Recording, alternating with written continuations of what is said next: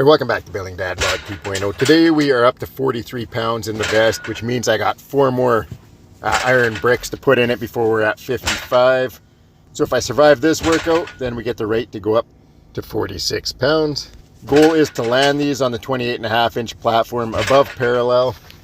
Now watching them back, they're looking pretty good, but during the workout, 43 pounds definitely starting to feel a bit heavier now. 37 pounds, I was like, man, these are feeling really good. I don't know where my limit is. Once I hit 40 pounds, like, okay, this is starting to feel like some weight. 43 pounds just feels that much more, but jumps are still snappy enough. I'm landing a decent amount above parallel, so still in a good spot. I'm happy with that. Every 3 pounds I put in the vest just makes the body weight jumps feel that much easier. Now, I never take the weighted jumps to failure. I only ever take them to sets of 5, 3 sets of 5. I want every single jump to feel explosive relative to the amount of weight I'm using. I never want the weight to feel like or the jumps to feel like an absolute grind. I want them to be snappy and explosive.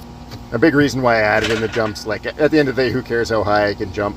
What's more important to me is feeling athletic again.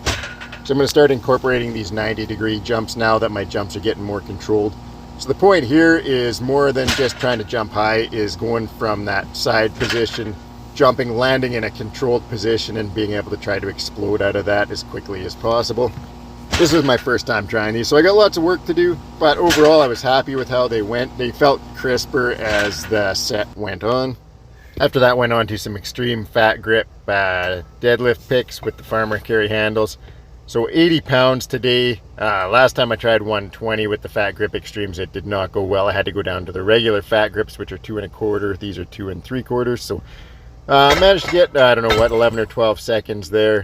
And then went on to my rolling fat grip handle. So I believe this handle's 2 1/4. This is just 75 pounds. So nice and easy with the right hand. Again, easy with the left hand. So jumped up to 100 pounds to see how that would go. And it was not easy with the right hand. Couldn't get it. I got it kind of just barely start to come off the ground. Left hand, I got it almost up, just slipped at the top there. So went again with the right hand. Not sure if that one was very close to being locked out and counting, but we won't count it for today. So I went to 95. It's amazing on these how much of a difference 5 pounds makes. 95 didn't feel that bad. So could have maybe went to 97, but 100 obviously wasn't there. First time doing these in a very long time, so I think they'll build reasonably quickly. All right, next up we're on to the real work for the day, the speed box squats. 17 inches. I'll just show you 4 of my sets here. My brother was doing a workout in the gym with me at the same time. He's down visiting for a couple days, so I didn't get a lot of footage, but what I want to focus on with these is, if you've seen my jumps, you know I'm going into a real shallow amount of knee bend and then using mostly hip extension to be explosive. If you watch these, when I first come up off the bench, I'm using some quads, but then I'm leaning forward and I'm just using all hip extension to lock these out. So like 3/4 of the move is just hip extension. And that's why I believe these are working so well to help build my jumps. So if you watch here, I'm basically popping up into my jumping stance and then just following through with my hips up to lock out. Now here we got 12 bands today. I forgot to mention that, but so they're even heavier at the top. These ones are feeling really heavy at the top now with the bands and chains on the quarter squats. First set was definitely the roughest set. Just takes a little bit to get in the groove on these, but you'll see the following sets, everything gets a little bit snappier here. The hardest part of these is definitely just the core brace. With the amount of band tension and the bands and the chains and everything at the top, everything kind of swinging a little bit and moving. It is hard to brace and hard to stay stable, so I really got to focus on that. Right now, this is completely an experiment, but I'm still doing these with good stretch reflex, just bouncing it off the pins.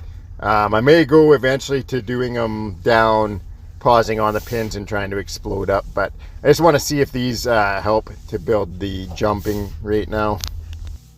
And then finally, you guys know this hip lower back on the right side has been bugging me a bit, so I'm trying to find a hip hinge pattern where I can be explosive, but it's easy on the back and the hip.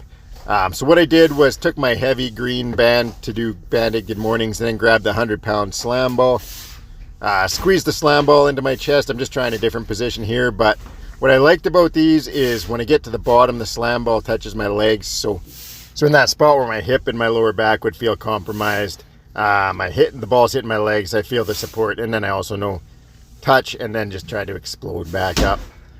So that was one set. This set I tried holding the ball higher the whole time and just tried to be explosive and follow through with my hips, get good hip extension here. So I might play around with this for a couple weeks until my hip's feeling better. If I like it, I may keep it in. If not, we will go to like a banded RDL in this spot once I'm feeling good enough, and also go back to my banded back extensions. That's it for the workout. Thanks for watching. Have a great night.